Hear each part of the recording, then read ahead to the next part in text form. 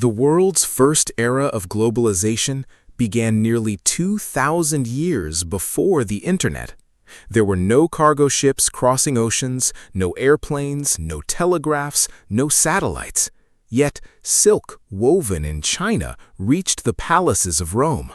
Roman glass appeared in Central Asia. Indian spices flavored Persian kitchens. Religious ideas crossed deserts. Technologies crossed mountains. Even deadly diseases traveled thousands of kilometers. The Silk Roads were never just roads. They were the arteries of the ancient world, a vast network that connected civilizations that would never fully meet, yet permanently changed one another. But if the Silk Roads were so important, why did no single empire ever control them? And how did a fragile web of merchants, caravans, and oasis cities create the first truly interconnected world? The answers reveal that globalization did not begin in the modern age. It began with people willing to cross the world's harshest landscapes in search of opportunity. For most of ancient history, civilizations developed largely within their own regional worlds. China evolved along the Yellow and Yangtze rivers. India flourished across the Indus and Ganges basins. Persian empires dominated the Iranian plateau. Mediterranean civilizations expanded around the inland sea that connected Europe, North Africa, and the Near East.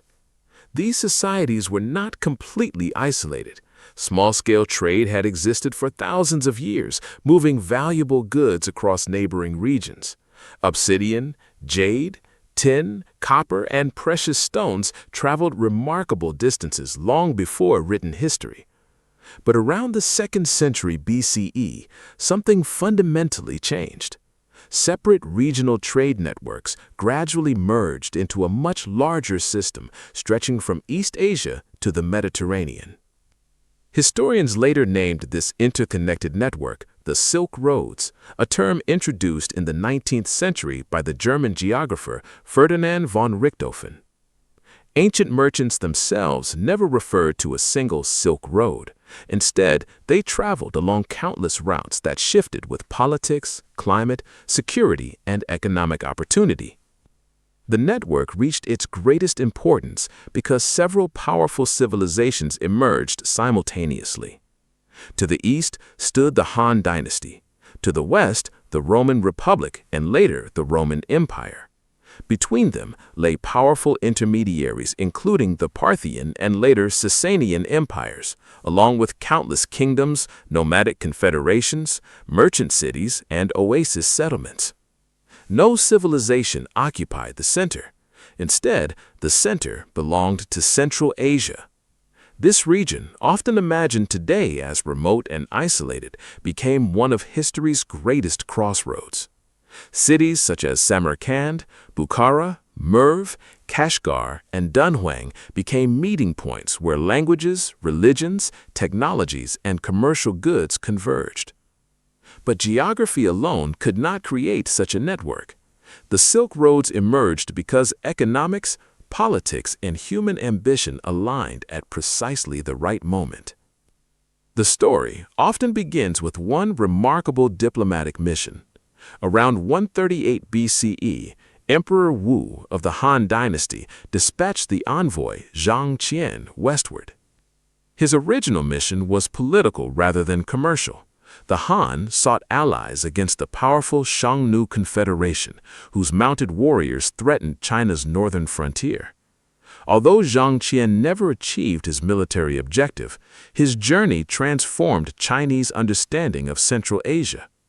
He returned with reports describing wealthy kingdoms, superior horses, thriving markets, and civilizations far beyond China's traditional horizons. For the first time, the Han court possessed detailed knowledge of land stretching deep into Central Asia. Diplomatic missions soon became commercial opportunities. Trade expanded. Caravans multiplied. What had once been scattered regional exchanges gradually evolved into one of history's largest transcontinental trading systems. Yet despite its famous name, silk represented only a fraction of what actually moved across these routes.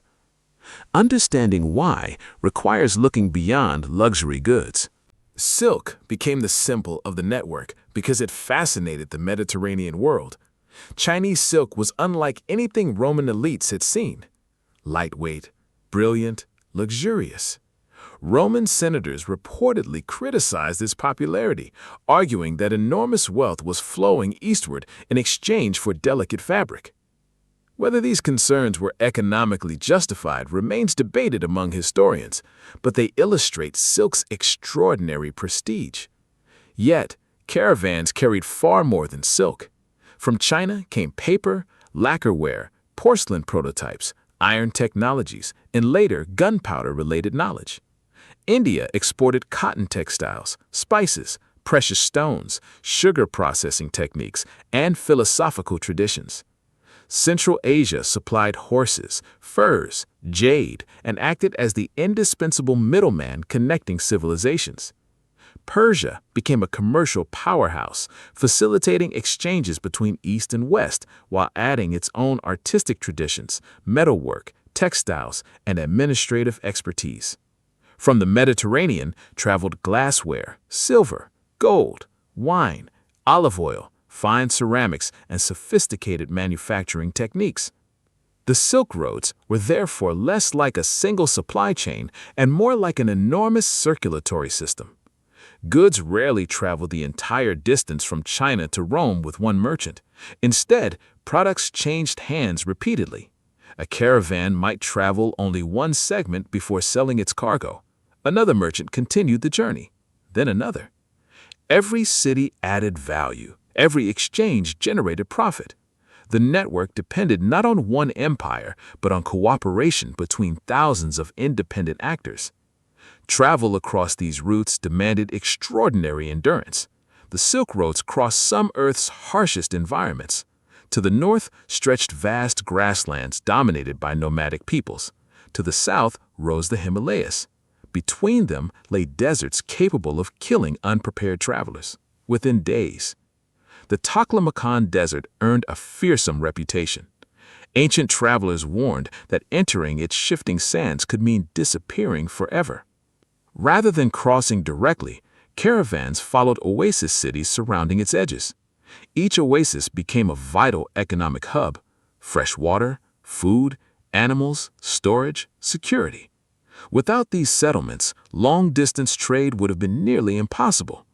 Further west, merchants crossed the towering Pamir Mountains before descending into fertile valleys that linked Central Asia with Persia and beyond.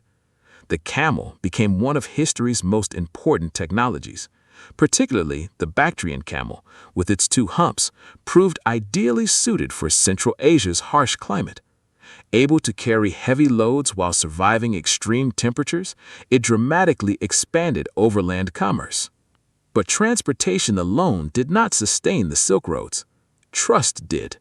Merchants often relied upon multilingual intermediaries, family partnerships, financial agreements, and reputations built across generations. Long before modern banking systems, commercial relationships depended upon confidence that contracts would be honored and debts eventually repaid. Trade created institutions because institutions reduced uncertainty. The Silk Roads did something even more remarkable than moving goods. They moved ideas. Perhaps the greatest example was Buddhism. Originating in northern India during the first millennium BCE, Buddhism gradually spread northward through merchant communities. Monks traveled alongside caravans. Monasteries appeared near trade routes, offering food, shelter, education, and spiritual guidance. From Central Asia, Buddhism entered China during the Han period and expanded dramatically over subsequent centuries. Eventually, it spread into Korea and Japan, transforming the religious landscapes of East Asia. Christianity also moved eastward. Nestorian Christian communities established churches across Central Asia and even reached China during the Tang Dynasty. Islam later spread rapidly after the 7th century, reshaping commerce throughout Central Asia while integrating new regions into expanding Islamic trade networks. Religions did not simply travel, they adapted. Ideas blended with local traditions, creating unique cultural expressions that reflected centuries of exchange. The Silk Roads became one of history's greatest engines of cultural diffusion. Technologies followed similar paths. Paper, first developed in China, gradually spread westward. After the Battle of Talas in 751 CE, although historians continue debating exactly how technology transferred, paper-making knowledge eventually reached the Islamic world. From there, paper production expanded into Europe. Its long-term consequences cannot be overstated. Paper dramatically reduced the cost of recording information. Governments became more efficient, scholarship expanded, books became more accessible. Centuries later, Europe's printing revolution would rely upon a medium whose journey had begun thousands of kilometers away. Other innovations, including improved irrigation techniques, textile production, metallurgy, agricultural crops, artistic styles, astronomical knowledge, and mathematical concepts, also traveled through these interconnected networks. The Silk Roads were effectively history's largest knowledge exchange before the modern scientific age. But not everything that traveled benefited humanity. Trade also carried disease. The most devastating example was the Black Death during the 14th century.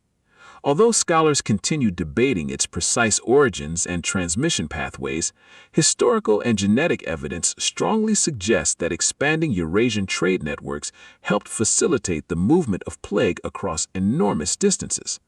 Merchant caravans, port cities, rodents, and fleas unintentionally connected ecological systems that had previously remained more isolated.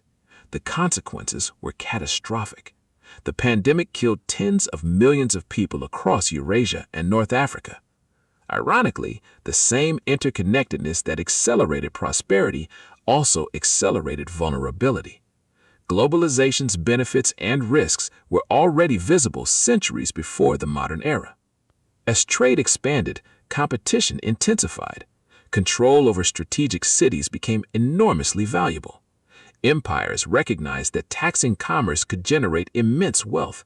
The Persian empires, the Tang dynasty, various Turkic states, the Mongol Empire, and later Islamic caliphates all understood that protecting trade routes could be as profitable as conquering farmland. No empire demonstrated this more dramatically than the Mongols. When the Mongols erupted from the Eurasian steppe in the early 12th century, much of the known world feared them for their military campaigns. Cities fell, kingdoms disappeared, empires collapsed.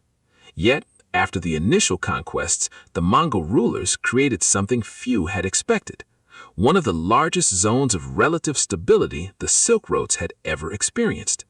Historians often refer to this period as the Pax Mongolica, the Mongol Peace. For nearly a century, an immense territory stretching from the Pacific coast of Asia to Eastern Europe came under interconnected Mongol rule. Although the empire was eventually divided among different khanates, merchants often found travel safer than it had been for generations. The Mongols understood that trade generated wealth. Rather than producing luxury goods themselves, they profited by protecting the movement of those goods. Roads were secured. Banditry was suppressed in many regions. Relay stations supplied fresh horses, food, and information. Messengers could travel astonishing distances using the Yam postal network, allowing information to move faster than ever before across Eurasia.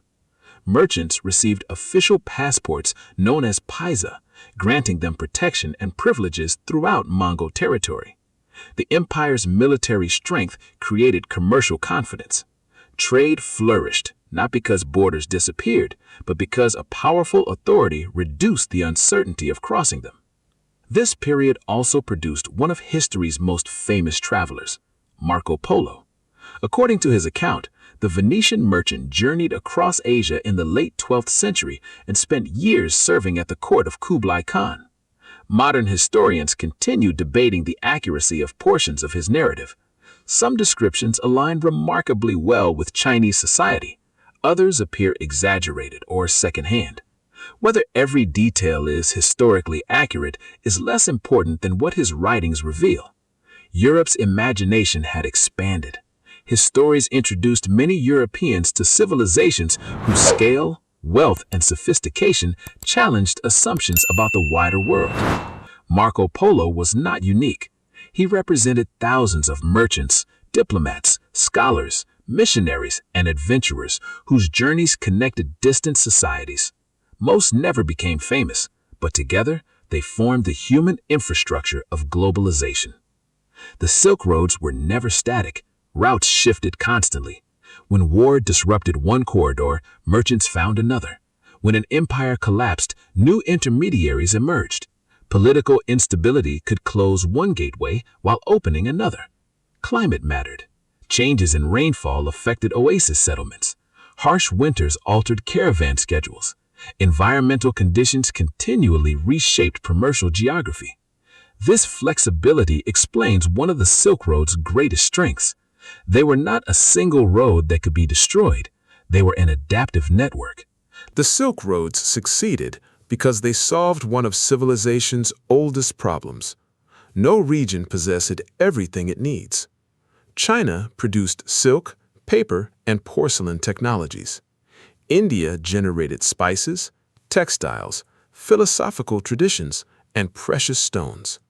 Central Asia supplied exceptional horses and connected distant markets.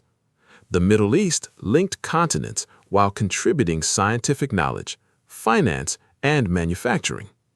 Europe produced glassware, metal goods, and later technological innovations. Trade allowed specialization.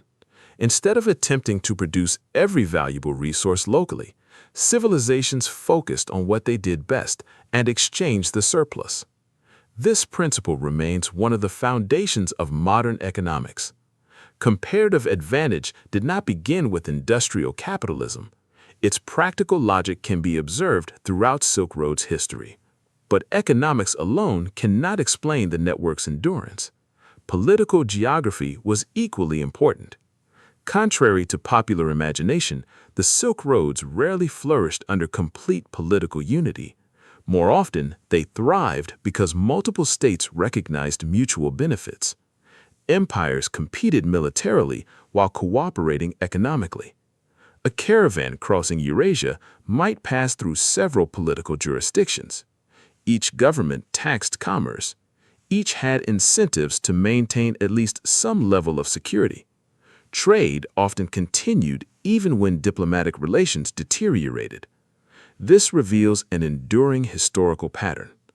Economic interdependence does not eliminate geopolitical competition. Instead, it creates incentives to manage competition without completely destroying commercial exchange. Modern global supply chains operate under similar tensions. Countries may disagree politically while remaining economically connected because disruption imposes costs on everyone involved. The Silk Roads also illustrate an often overlooked truth about innovation. Most transformative inventions are not created in isolation. They emerge through cumulative exchange. Paper evolved because ideas moved. Astronomy advanced because scholars compared observations. Medicine developed as physicians encountered unfamiliar treatments from distant cultures. Even artistic styles changed through contact. Persian motifs appeared in Chinese ceramics. Greek artistic influences blended with Buddhist sculpture in Gandhara. Islamic architecture absorbed techniques from earlier civilizations while inspiring later developments elsewhere. Innovation flourishes where ideas circulate. The Silk Roads created one of history's largest environments for intellectual cross-pollination. Perhaps their greatest legacy lies in information itself. Long before digital networks connected humanity electronically, the Silk Roads connected civilizations cognitively. People learned that distant societies possessed different technologies, beliefs, political systems, and scientific knowledge. This realization expanded humanity's intellectual horizons. Knowledge became increasingly cumulative rather than purely local. Every civilization remained distinct, yet none developed entirely alone. The history of the Silk Roads challenges the popular image of isolated civilizations progressing independently. Instead, It reveals that many of history's greatest achievements resulted from centuries of interaction. Civilizations are often strongest not when they close themselves off, but when they selectively absorb useful ideas from others. Comparing the Silk Roads with today's global economy reveals remarkable similarities and equally important differences. Ancient globalization moved at the speed of animals and wind. Modern globalization moves at the speed of aircraft, fiber optic cables, satellites, and digital transactions. A Silk Roads caravan required months or even years to complete journeys that modern cargo aircraft accomplish within a single day. Information that once traveled with merchants now moves instantly across continents. Yet the underlying principles remain surprisingly familiar. Both systems depend upon trust. Both require stable infrastructure. Both rely upon political cooperation despite strategic competition. Both generate prosperity while creating vulnerabilities. Ancient merchants worried about bandits, unstable rulers, and desert crossings. Modern companies worry about cyber attacks, geopolitical tensions, shipping disruptions, and supply chain bottlenecks. The technologies changed, the structural challenges did not. Perhaps the greatest difference lies in scale. The Silk Roads connected tens of millions of people. Today's global economy connects billions. This increased connectivity creates unprecedented opportunities, but also allows financial crises, pandemics, misinformation, and geopolitical shocks to spread with extraordinary speed. History does not repeat itself exactly, but it often echoes. Despite decades of archaeological discoveries, much about the Silk Roads remains uncertain. Many ancient settlements have been lost beneath deserts or destroyed by later conflicts. Organic materials rarely survive for thousands of years, leaving historians with incomplete evidence. Written records are similarly uneven. Chinese dynastic histories preserve detailed official accounts. Roman authors described Eastern luxuries from their own perspectives. Persian sources survive unevenly due to later invasions and the passage of time. Many Central Asian societies left fewer written records, meaning archaeologists often reconstruct their histories through material evidence rather than documents. As a result, historians must combine archaeology, linguistics, ancient text, genetics, and environmental science to piece together the larger story. Scholarly debates continue regarding the precise scale of trade, the importance of specific routes, the extent of cultural influence, and the role played by different intermediary societies. One misconception deserves particular attention. The Silk Roads were never a single uninterrupted highway stretching from China to Rome. That image oversimplifies reality. Instead, they formed a constantly evolving network whose routes changed over centuries according to politics, climate, security, and market demand. Recognizing that complexity provides a far more accurate understanding of how ancient globalization actually functioned. Although the camel caravans have largely disappeared, the strategic logic behind the Silk Roads remains strikingly relevant. The 21st century is witnessing renewed competition over trade corridors connecting Asia, Europe, Africa, and the Middle East. Rail networks now cross Eurasia. Ports compete to become regional logistics hubs. Digital infrastructure has become as strategically important as mountain passes once were.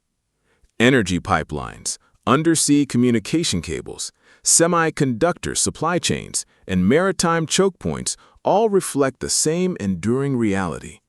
Whoever connects markets often gains influence. Globalization has not eliminated geography. It has transformed its meaning. Countries that occupy strategic crossroads continue to hold disproportionate importance in international politics. Many of the regions that prospered during the ancient Silk Roads remain geopolitically significant today. Central Asia, the Caucasus, the Persian Gulf, the Eastern Mediterranean, the Indian Ocean. These regions continue to shape the movement of energy, commerce, information, and strategic power. The Silk Roads also remind us that globalization is neither inherently peaceful nor inherently destabilizing. It can create extraordinary prosperity. It can also spread crises. Trade builds mutual dependence. Dependence creates resilience in some situations and vulnerability in others. Understanding that balance has become one of the defining challenges of the modern world. As artificial intelligence, automation, and digital commerce reshape global trade once again, humanity is entering another era of interconnectedness. The technologies are new, the strategic questions are ancient. How much should societies depend upon distant partners? How can economic efficiency be balanced with national security? And how can global cooperation survive geopolitical rivalry? These are not entirely modern questions. Merchants crossing Central Asia confronted earlier versions of them centuries ago. The Silk Roads were never simply about silk. They were about connection. Every caravan carried more than merchandise. It carried ideas, inventions, beliefs, ambitions, fears, and possibilities. Across deserts, mountains, and empires, ordinary merchants accomplished something extraordinary. Without realizing it, they helped weave together civilizations that would shape the future of humanity. Many of the world's greatest achievements were not born within isolated cultures. They emerged where different peoples met, exchanged knowledge, challenged assumptions, and learned from one another. In many ways, the modern world is still traveling those same roads. The routes have changed from camel trails to shipping lanes, rail corridors, satellites, and digital networks. But the fundamental question remains the same. Will greater connection continue to unite humanity, or will it expose new divisions we have yet to overcome? Share your thoughts in the comments below. If you enjoyed this documentary and want to explore more of the forces that shaped our world, don't forget to like this video and subscribe to the channel, because sometimes the oldest roads tell us the most about where we're going next.